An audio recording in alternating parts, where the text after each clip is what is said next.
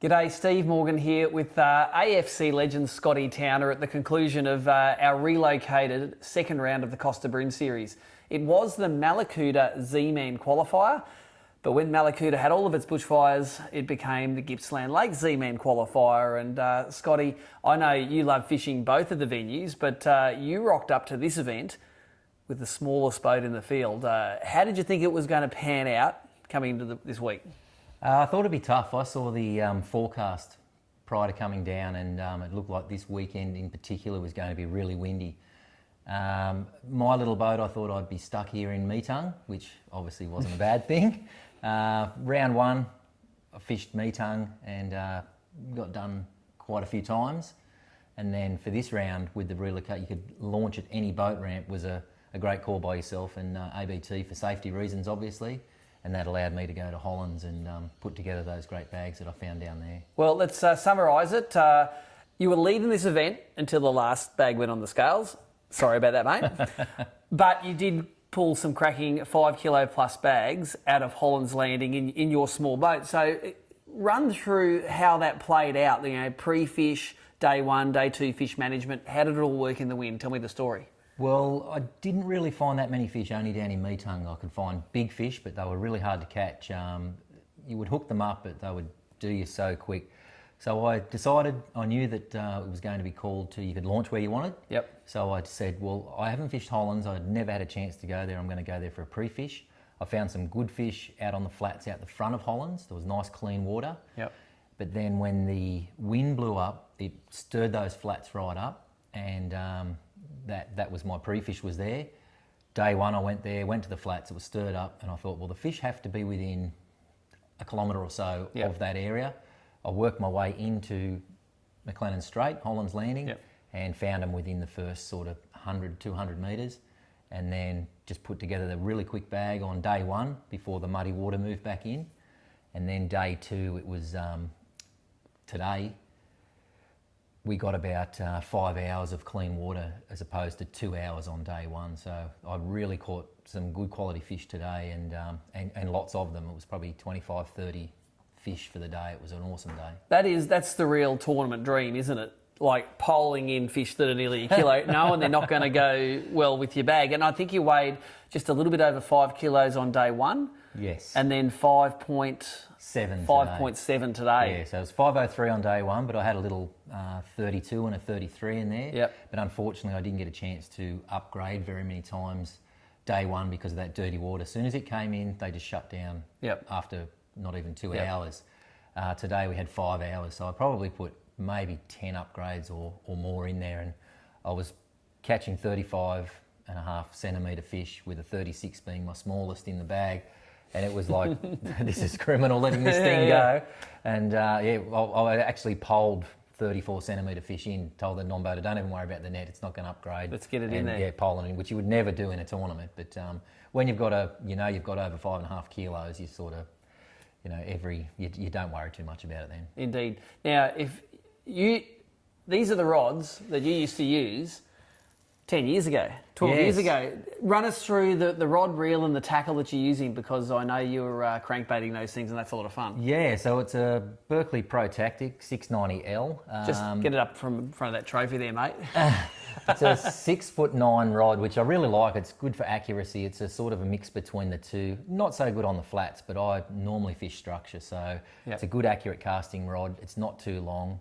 Obviously a flats rod, you want a longer rod for bigger casts, but we were fishing some structure today, so we had to cast up. Now these rods are probably a good 12 to 15 years old, I would say. They still catch fish, they're great. And the reels are exactly the same as the Soren STX 20, I think they're called. I had those back when I used to fish tournaments 10, 15 years ago. Still working a treat. Still working a treat. A couple of them have got a little bit of a grind in them, I suppose you would say, like a bit of a pepper grinder, but they still work well. The Berkeley Fire line, just 4 pound. I'm using the new 6 pound stuff as well now. I've actually gone out and bought some. I think it's called X8 or something like that. Exceed? Or the X8? X8, I think it's called, yeah. So it's a 6 pound, but it's actually thinner than the old 4 pound. And just running here, I normally run a 4 pound leader, but here I went to 6 pounds, so I just had a little bit more. And the lure I used most of the day was the The chubby, the deep chubby in brown sudgy shrimp, which is a favourite for Is there any everyone. other colour? I don't think there is. They have, even in that dirty water, they have what they call the UV glow, and that seems to catch fish even in that discoloured water. And then after the chubby sort of stopped working, I actually went to the crab, the cranker crab. Yep.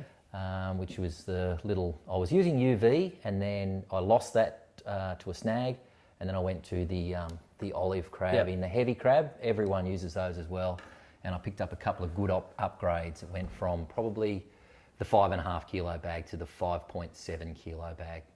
Awesome, mate. And I don't think we need to really show the cranker crabs because, No. let's face it, everyone knows what they look like. Everyone's got them, and they just keep on catching fish. And better still, Steersy and Cranker, there are ABT sponsors. It is great to see like Steersy sponsor the ABT, because all the guys use those things. I didn't really use them very much. I think up until this tournament here, I'd caught one fish on a cranker crab. Yep. I hadn't used them very much. I only had one cranker crab to my name, and then when we did the grand final up there on the Gold Coast, Steersy donated. Yeah, a that's right. You cranker won a big. crab. You I won won a a big, pack of 8, and I Yep. donated 5 of those to fish here over the weekend. So, So the first hit's free, and then it costs you. That's like a drug That's it, dealer, mate. yeah. I'll be out to buy a heap more myself. Very versatile lure. You can use them heavy or light, depending on the wind, the current, everything, and they just work fantastic. And I showed you the contents of my live well today. Yep. And it Crab was muck. crab claws in there, not from Yep. these crabs, but actual crab claws And big. and big claws and the round shell parts. carapace, yeah. Yeah, the carapace of the crab that was laying in there. So that's why they work so well. They do eat them well, and it was interesting the way that this tournament played out. That we nearly had to let people trail to the ramps, or it was just cancel the day because it was filthy out there. I the think weather. so, yeah.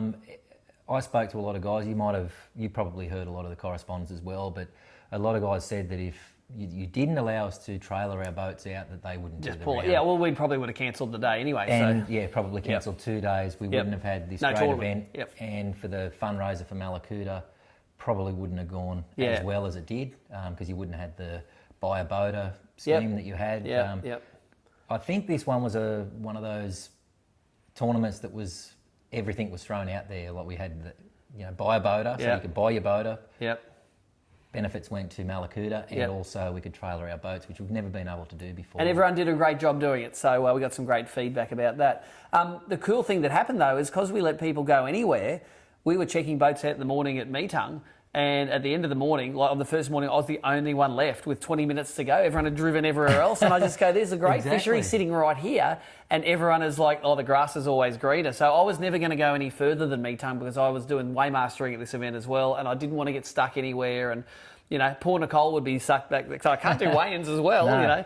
So that's how it worked out. But as we all know, you are the master of Meetung, and you probably, having it to yourself, probably played into your advantage this weekend. You sort of had the run of the docks. Yep. You didn't have other boats stinging fish, so you had fresh Yeah, docks yeah. all the time, and that probably contributed to your win. Well, I didn't leave it because on the second day of the first event, I was leading the first event, and the second day I said, there's too many boats here, and I left, and I tried to replicate that yellowfin bite. But you are correct. There was me and there was Brett Penpraise, and Brett was like, I'm not going near the docks, I'm just trying to fish flats. Exactly. So the way it worked out is that not every dock had fish on it. And every year in Meetung, it seems like different docks have different schools of fish on them. Like my favourite dock from last year might have had nothing on it this year, and I was catching fish this year on docks that I'd never caught fish on before.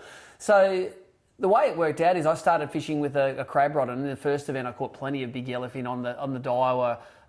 The crab rod, they're a Mebaru style of fishing, so it's a really light 7'8" rod with the 4-pound Suffix Advanced fluorocarbon on it, straight through, and that was great in the clear water for those big yellowfins, and it's great when the fish are out from the docks.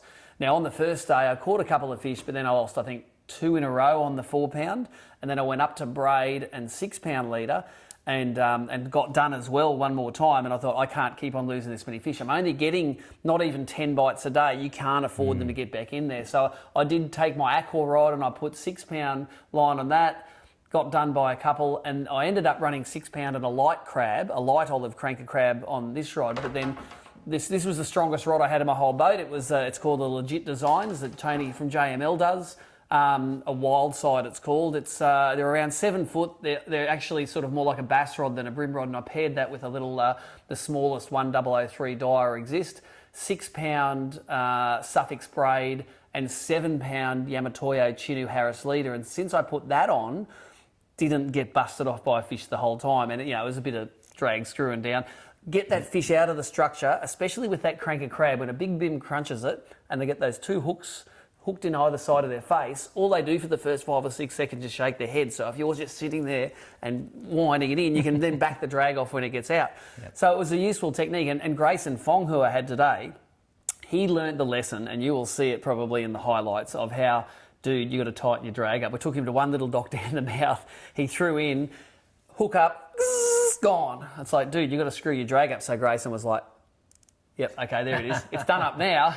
And the next one, not. So next time, screw it up. And then he pulled his last 3 fish out of some pretty nasty structure there. So for me, the whole weekend was about finding that balance between, the line's got to be light enough for them to eat it, but if it gets rough, they don't get line shy. I reckon I could have used 10 pound leader today and they probably still would have eaten it. Whereas on the first tournament, man, you had to go to that 4 pound and get it in close, and then it's game over. It's game over. And even today out there, like it was really rough. Like I think you did really well fishing out there on them docks. A lot of it wind blown docks. It's very hard to manage your line. Yep.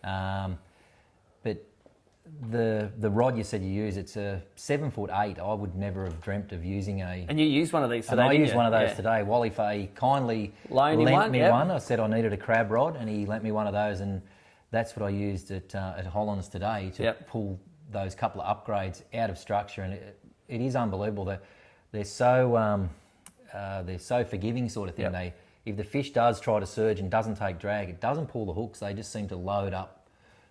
Which I would never have used a 7'8" rod to fish structure, basically. So we've got you hooked on the crabs. Now we're going to get you hooked on the crab rods, mate. You'll be like fully in no time. Yeah, I'll be the man, maybe. One of the things I used this weekend and that was really important was the new Garmin Force trolling motor, and I actually was planning to put it on between the 2 events, but we actually did it after the first day of one of the tournaments because Mark Sarex's Ultrex carked it. Yeah. So we ended up pulling it off and putting that Garmin on, and after about a day of getting it sorted, getting the plugs right, man, today I could spot lock on those windiest of banks, and that thing is super quiet. It's got the brushless electric motor in it. I could jog it back and forth, and I could line up near that. I called it the ramp of death. Yes. The pontoon there. You know the spot. Donated, I think, at least 3 crabs to Brim on that same spot over in the first round. Yeah, but I think if I didn't have that spot lock there, we were spot locking, turning the camera around, Grace and I just fishing off the back and just soaking that crab in an area where we knew the fish were. So for me, the Garmin Force, and it's got a 3-year warranty in salt water, that was a bit of a game changer for me as well. I really love that motor. I was going to actually ask you about that because do you think that brushless DC motor was a part of the key of the fish not hearing I don't know. The electric? Because in that windy, heavy, you have to actually screw your electric up. I was running mine on 9 and 10 today that I don't normally do, and I've got a very small boat. And 9 and 10, they woo! Exactly. Do you think the quietness of the I can only tell from above the water at the moment, and I know from above the water, I can hear that difference. But under the water, and I've got a hydrophone, we'll be doing some videos about what it sounds like underneath. But I know that the power in that motor, I only have, even when I'm holding into the wind, it's only on about 20 or 30%. Like, it's a very efficient motor. Yeah. The coolest thing, I think, though, that happened this weekend was Mario Vukic. He brought that 6.29 kilo bag in from Hollands Landing. What a giant bag, including the mutant 1.59 kilo Daiwa J-braid big brim. How cool is it that ZMan, who's the naming sponsor of that event, the biggest brim for the weekend and the biggest limit came on the ZMan grubs. And he said he thinks he only threw the one grub. All day. All day. He did not change the grub. So it's a test to how durable they are. Yep. And they catch fish. Like, obviously, he caught the big bag, right. 6.29 kilos. It's a cracking bag. It's a bag of a lifetime, really. Out of an area that's been fished pretty heavily over a week, basically. Yep, so, exactly. Hollands did fish really well today. As I said, I went there and got all those fish that I caught. I know Alex Franchuk, he got a 5.5 kilo bag. Yep. I got 5.7. I think Mario 6.3. 629, yep. Steve Pryke was Four and a half. something, yep. So some really good fish came out of there today. It was great to see, and for Mario to say that he caught, I think he said he got 11 bites, landed most of them for that big thing on one soft plastic. Hey, the final thing about this event, and thanks for your insight, Scotty. It's great to have you here able to, in a relaxed environment, take us through some of your tackle and techniques. We did raise nearly $15,000 for the Malakuta Fishing Club, and we'll be putting that cash to those guys as soon as we get back into the office. So everyone who bought a raffle ticket, shared a post, bought a boater, backed a boater, thank you very much, because all of that money is going to make a difference into Malakuta. The $3,000 cheque I won from this event, it went into the pot as well. So thank you very much for having us, Gippsland Lakes. Thank you very much to ZMan and Costa, the two major sponsors of this event. And thanks very much, Scotty Towner, for taking us through some of your techniques, mate. No worries. And anyone out there watching, make sure you get down here and support the locals and come down here fishing. There's some, as you can see, there's some really great fish down here to be had. Spend a weekend, spend a week down here, but sort of get behind this East Gippsland area, especially now that Malakuta's opened up. Head down there, and they really need our support.